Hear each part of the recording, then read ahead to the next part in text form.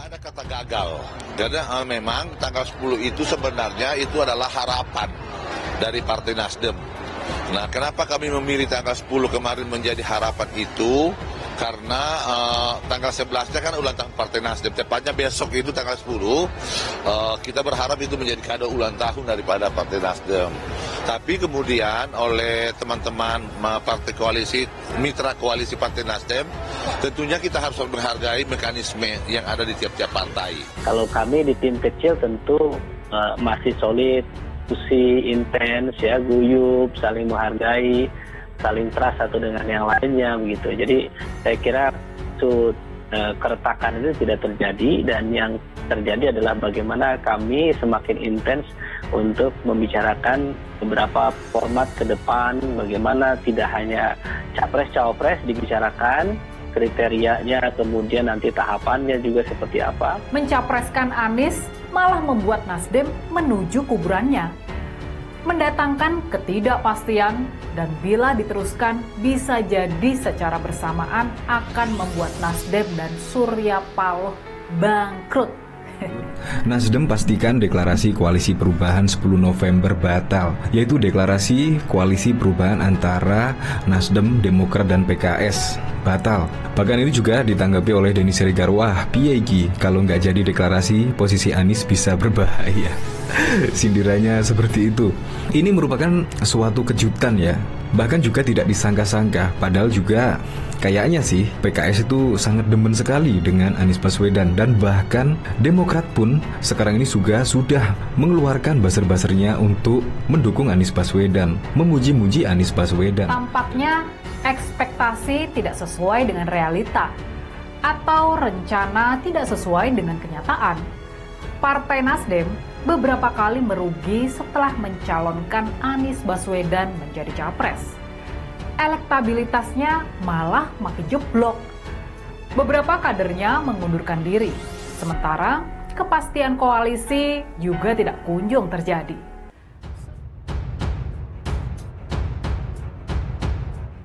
Bin dan Polri gercep batalkan deklarasi Anies, respon Nasdem keras. Setelah Anies Baswedan dideklarasikan sebagai bakal calon presiden, narasi mengganggu banyak bermunculan saat memperkenalkan mantan Gubernur DKI Jakarta ke masyarakat, kata Partai Nasdem. Yang terbaru, kata Nasdem, ada selembaran atau flyer beredar di media sosial yang ingin membenturkan Partai Nasdem dengan aparat. Di dalam keselembaran itu ada foto Kapolri dan Kepala BIN, adapun tulisannya, BIN dan Polri bergerak batalkan acara deklarasi Anies di berbagai daerah. Nasdem menolak klaim itu. Partai Nasdem justru mengungkapkan ke kepolisian karena telah melakukan pengamanan yang baik.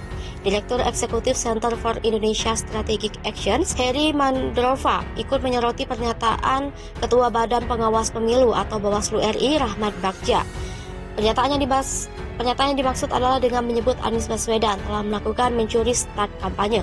Heri menilai safari yang dilakukan Anies ke daerah-daerah tidak ada kaitannya dengan etika politik apalagi pelanggaran kampanye. Heri menilai Bawaslu seharusnya tidak perlu menyampaikan penilaian yang berlebihan secara subjektif terhadap kegiatan Anies di daerah. Nasdem bombardir mantan pasangan Ahok, jangan asal bunyi.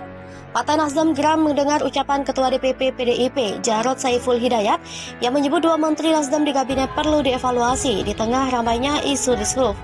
Ketua DPP Partai Nasdem Irma Suryani Chaniago mengatakan jika mantan pasangan Ahok itu sebaiknya tidak asal bicara terkait urusan evaluasi menteri. Sebab dua menteri Nasdem yakni Menteri Kehutanan Siti Nurbaya dan Menteri Pertanian Syahrul Yassin Limpo punya segelintir prestasi.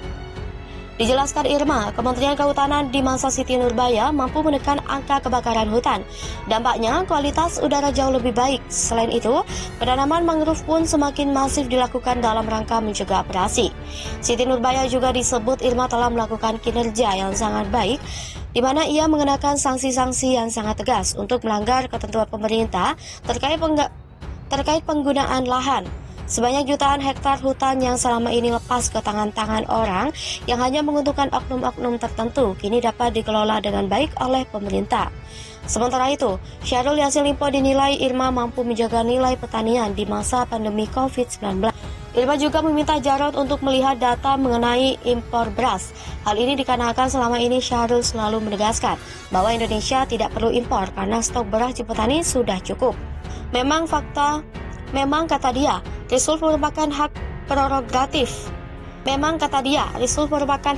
prerogatif. Presiden Jokowi. Menurutnya, menjelang berakhir masa jabatan perlu adanya evaluasi. Ia lantas memberikan contoh hal-hal yang perlu dilakukan evaluasi di dalam pemerintah.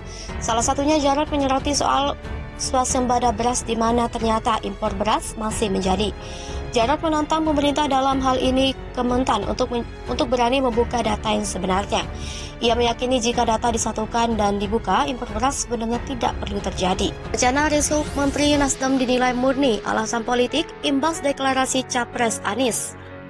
Pengamat politik dari Universitas Al-Azhar Indonesia, Ujang Komarudin menilai isu risuf atau perombakan Kabinet Indonesia Maju kali ini tak lepas dari manuver Partai Nasdem terkait pencalonan Presiden 2024.